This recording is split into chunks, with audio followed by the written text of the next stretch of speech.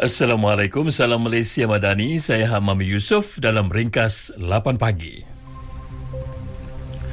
Industri pelancongan negara terus berkembang dengan baik berikutan keadaan Malaysia yang aman selain kepelbagaian kaum yang hidup dalam suasana harmoni.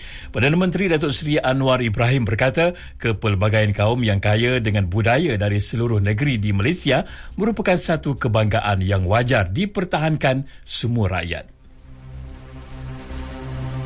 Kejatuhan harga durian di pasaran sehingga serendah RM5 sekilogram hanya melibatkan buah jenis berkualiti rendah atau cai. Pengerusi Fama Aminuddin Zulkifli berkata harga pasaran durian premium dan grade tinggi stabil. Bahkan pengeluarannya meningkat tahun ini. Mengikut harga ladang, durian grade tinggi dijual kira-kira RM40 sekilogram dan boleh mencecah RM60 hingga RM85 sekilogram mengikut harga pasaran. Manakala buah bergrade C atau cai dijual RM2.50 sekilogram di ladang.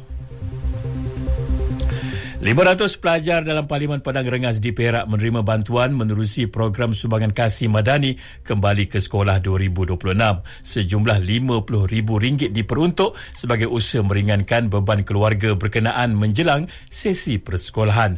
Menurut Setiausaha Politik Menteri Kewangan Muhammad Kamil Abdul Munim, penerima terdiri daripada pelajar berusia 7 hingga 18 tahun daripada keluarga berpendapatan rendah. Ini merupakan bantuan tambahan selepas pemberian bantuan awal persekolahan yang melibatkan peruntukan lebih RM800 juta.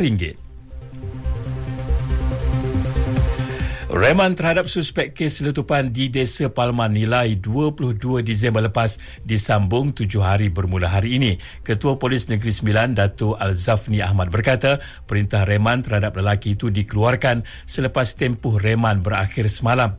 Ia bagi membolehkan siasatan lanjut dijalankan mengikut Seksyen 307 dan Seksyen 435 Kanun Keseksaan serta Seksyen 4 Akta Bahan Kakisan Letupan Senjata Berjadual. Lelaki itu dipercayai menghasilkan sendiri bahan letupan kerana marah dan dendam terhadap bekas teman wanita yang meninggalkannya 5 tahun lepas. Setakat ini 24 saksi telah dirakam keterangan. Masalah bumbung bocor dan titisan air yang berlaku semasa kejohanan badminton terbuka Malaysia dan Masters Malaysia di Axiata Arena Bukit Jalil sebelum ini tidak akan berulang. Jaminan diberikan Ketua Pegawai Eksekutif Perbadanan Stadium Malaysia, Ilyas Jamil. Menurut beliau, proses penggantian bumbung lama di stadium itu sudah siap sepenuhnya. Beberapa ujian telah dijalankan menjelang kejohanan terbuka Malaysia Selasa ini. Sekian berita yang disunting oleh Mas Nizar Wang Kecil dari Pusat Berita RTM. Assalamualaikum, salam Malaysia Madani.